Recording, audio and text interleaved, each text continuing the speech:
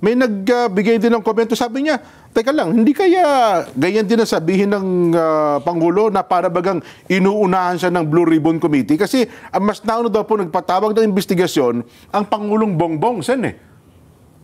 Nagpatawag ng? Nagpa-imbestiga itong flood control projects. Di ba, nung kanya hong SONA at bago yung first day ninyo ay nagkaroon na ng... So, di dapat sana ang Pangulong na nagsabi, huwag nyo na muna akong unahan. Pwede ba nga niya, mag-imbestiga na lang muna kayo ng iba? Ako na rito. Walang sinabing gano'n ng Pangulo. Ang totoo niyan, siguro kailangan sabihin ko na rin ngayon. Ano? Sige nga po, oo. Bago ako nag-imbestiga, yung unang araw na imbestigasyon, nagkausap kami ng Pangulo. Ba? At siya mismo ang nagbigay ng ilang mga detalye na kakailanganin ko. Kailangan malaman ng taong bayan ito. Yan ang malaking balita ngayon, Sen. Sinabi niya sa akin, sana ay magtagumpay ka. Kaya, para dyan sa gumawa ng komunikasyon na yan, hindi. Ang Pangulo mismo ay nagbigay ng pahiwatig na sana magtagumpay ang iyong pagdinig. Mukhang hindi po ata alam ni Auntie Claire yan, Sen. Kasi si Auntie Claire ang nagsabi nun na para bagang sa kanyang statement ay para bagang inuunahan daw ng Blue Ribbon ang investigasyon pinag-utos ng Pangulo. O yan naman, salita na salita, hindi mo na nagtatanong sa presidente, di ba? Ganun ba? Dapat sana tinanong niya muna, di ba? Para hindi siya lumilitaw na may pagkaano rin, eh, no? O pagkatapos namin nag-uusap, may dumating na isang bisita, naupo sa tabi ko. Mr. President, ito yung gawin mong ombudsman. So personal po kayo magkaharap mismo ng Pangulo, hindi po tatawagan, Sen, ha? Magkatabi nga kami, di ba? Kaya nga kinukwento ko nga sa inyo, eh. Yung pala. Okay, Para yung mga taong nagdududa. Yan, nako. Mawalan na kayo ng duda, sinasabi ko na. Nako. May dumating na tumabi sa akin. Opo. Mr. President, mabuti dumating ito ka ako. Ikaw dapat ang maging ombudsman. Kasi yung 17 aplikante doon, wala akong masasabi, basta't mas gusto kita kaysa doon sa 17. Sabi ng presidente, siya na nagsasabi. Ano? Alam mo bakit ka ako? Alam mo kung bakit ikaw ang sinasuggest ko? Bakit siya dapat maging ombudsman? Opo. Ganito kasi ako. Nung ako'y nandun sa House of Representatives, meron akong inimbestiga. Nakumpleto ko yung investigasyon. Nagkaroon ng committee report.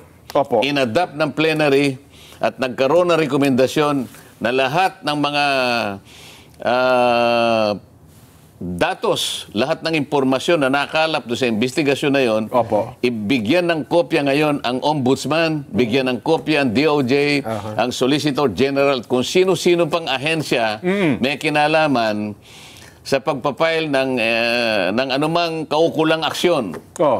Either administrative, civil, criminal. Alam mo ka kung nangyari? Walang nangyari. Opo. Kaya kung ikaw ang ombudsman, sabi kong ganyan sa kanya, ako, Blue Ribbon Committee ako, para may mangyari ngayon. Yan ang sinabi ko sa kanya. Ayun. Naririnig ng Pangulo yan. Opo. Ako, seryoso ako eh. Ang Pangulo sabi niya, narinig mo, magdesisyon ka. Sabi niya, hindi pa ako naka-apply eh. Wala sa pagpipili ng JBC. Review. Hindi ka ako problema yan. Halimbawa ka, kung may na-shortlist na binigay sa Pangulo. Sabi ng Pangulo, hindi, wala akong gusto rito. Sige, i-open uli yan. Hindi, pwede ka na. Ayun. Hindi ba pwede sabihin? Kaya ko lang kinukwento ngayon para malaman ng taong bayan. Na ang Pangulo, wala siyang gusto, hindi niya sinabi na wag mo kong unahan. Hindi, nandun ako. Kami dalawa nag-usap. Yan. Para magkaalaman na tayo. Ibig sabihin seryoso pati ang Pangulo. Seryoso, siya nga nagbigay sa akin ng ng USB. Para may makatulong ako sa iyo itong ilang mga detalye na pwede mong gamitin. Nako, mabigat pala ito. Baka nanonood ba ang ating news department dyan? Baka hindi nila nakuha yung bagay na yan. Nelson? Seryoso pala talaga. Kaya ayaw ko muna sanang ibahagi yun. Alam nyo naman ako, hindi naman ako makwento eh.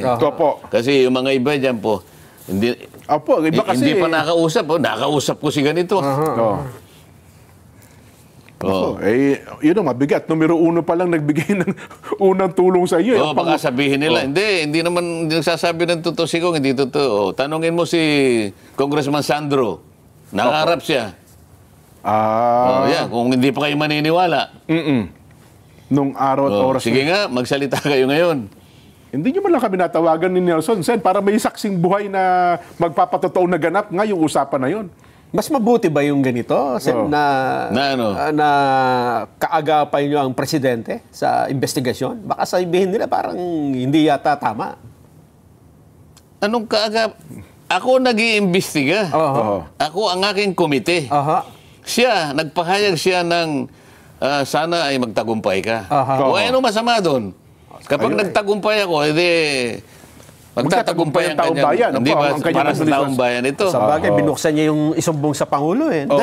Dahil ako yung investigat, committee ko ito eh. Mandate nyo yan eh. Mandato ko ito eh. Ngayon ang Pangulo, kung gusto nilang mag-imbestiga, parallel. Wala akong makita ang problema doon. Pero sa akin niya nga binigay eh. Katunayan na sa'yo sumusuporta, binigyan pa kayo ng USB. Yes. Iyon ang ano. Kaya ang tanong hindi naman yun lang. Kaya marami naman akong ibang mapagkukunan.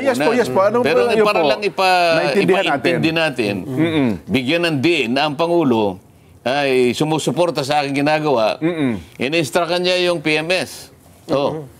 Ibigay mo sa kanya yung magagamit niya. Ayan, opo. Yes, Mr. President.